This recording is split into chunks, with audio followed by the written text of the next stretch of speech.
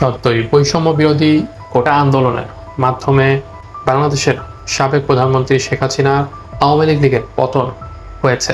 শুধু তাই নয়, দেশ ছাড়তে হয়েছে আওয়ামী লীগের সভাপতি শেখ হাসিনাকে। এর অনেক আগেই সজীব ওয়াজেদ জয়, শেখ হাসিনা পুত্র, অনেক আগেই বাংলাদেশ ছেড়েছেন। এখন বর্তমানে ধারণা করা হচ্ছে তিনি আমেরিকাতে রয়েছেন। তবে বর্তমানে তিনি এখন আসলে কোথায় আছেন এটা সম্পর্কে সঠিক কোনো তথ্য কোনো গণমাধ্যম বা কোনো ব্যক্তি এখনো দিতে পারেনি। যদিও অনেকেই অনেক রকম কথা বলেছেন, তবে তার অবস্থান নিয়ে অনেক মত পার্থক্য রয়েছে। বর্তমানে সজীব ওয়াজেদ জয় একটি সাক্ষাৎকারে বলেছেন, খালেদা জিয়াকে এতদিন পর্যন্ত আটকে রাখা ঠিক হয়নি। হঠাৎ করে সজীব ওয়াজেদ জয়ের এমন সরল স্বীকারোক্তি কেন, এটা নিয়েই উঠেছে প্রশ্ন। সজীব ওয়াজেদ জয় তিনি কেনই বা আওয়ামী লীগ সভাপতি শেখ হাসিনার পুত্র হয়ে কিভাবে এমন একটি বিস্ফোরক বক্তব্য তিনি করলেন, সেটাই আসলে বোধগম্য নয়। তারপরেও সবাই তার এই চিন্তাধারাকে মূল্য দিচ্ছেন। সবাই বলছে এতদিনে শেখ হাসিনা পুত্র সজীব ওয়াজেদ জয়ের সুবুদ্ধি হয়েছে, কিন্তু এই সুবুদ্ধি হতে হতে অনেক দেরি হয়ে গেছে। কারণ অলরেডি আওয়ামী লীগ সরকার বাংলাদেশ থেকে বিদায় নেওয়ার পথে। বাংলাদেশ থেকে আজ পর্যন্ত কোনো প্রধানমন্ত্রীকে দেশ থেকে পলায়ন করতে হয়নি। এই প্রথম আওয়ামী লীগ সভাপতি সাবেক প্রধানমন্ত্রী শেখ হাসিনাকে দেশ থেকে পালাতে হয়েছে।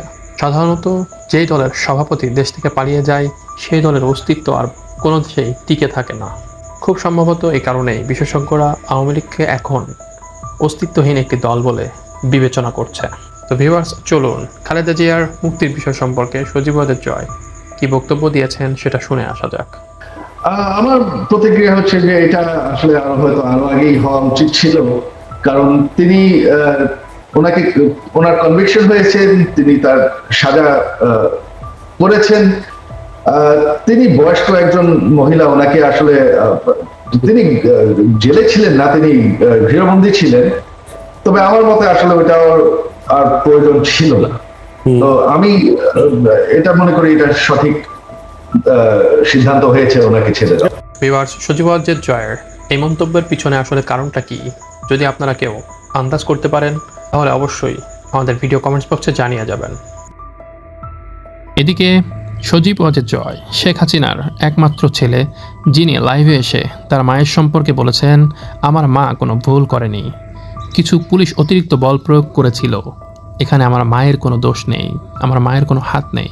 কোটা সংস্কার আন্দোলনকে কেন্দ্র করে গড়ে ওঠা ছাত্র জনতার ব্যাপক গণবিক্ষোভের মুখে গত সোমবার প্রধানমন্ত্রী পদ থেকে পদত্যাগ করে ভারতে পালিয়েছেন শেখ হাসিনা। কোটা সংস্কার আন্দোলনে নিষ্ঠুর বল প্রয়োগ এবং দমন পীড়নের পর তা রূপ নেয় সরকার পতনের দাবিতে।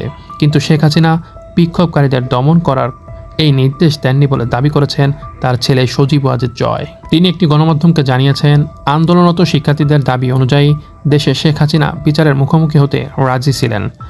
আটক করার হুমকি আমার মাকে কখনো বিচলিত করেনি, আমার মা কোনো ভুল করেনি। তার সরকারের কর্মকর্তাদের অবৈধ কাজের অর্থ এই নয় যে এসব করতে আমার মা নির্দেশ দিয়েছিলেন, এর অর্থ এই নয় যে এসবের জন্য আমার মা দায়ী। এ বিষয়ে সজীব ওয়াজেদ জয় আরও বলেন, সরকার অনেক বড় কার্যক্রমের একটি বিষয়, যারা দায়ী তাদের অবশ্যই বিচারের আওতায় আনা হবে। বিক্ষোভকারীদের বিরুদ্ধে সহিংসতা করতে আমার মা একেবারেই কাউকে কোনো রকম নির্দেশ দেননি।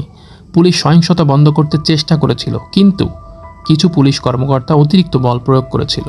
কিন্তু এদিকে জনগণের বা বৈষম্য বিরোধী সকল আন্দোলনকারী শিক্ষার্থীদের একটি দাবি, সেটা হচ্ছে প্রধানমন্ত্রী শেখ হাসিনার নির্দেশেই ছাত্রদের ওপর দমন পীড়ন এবং হত্যাকাণ্ড চালানো হয়েছিল। দর্শক, আপনাদের কি মতামত তা অবশ্যই ভিডিও কমেন্টস বক্সে জানিয়ে আমাদের ভিডিওটি শেয়ার করবেন। Voice of reality PT news চ্যানেলের সঙ্গে থাকার জন্য অসংখ্য ধন্যবাদ।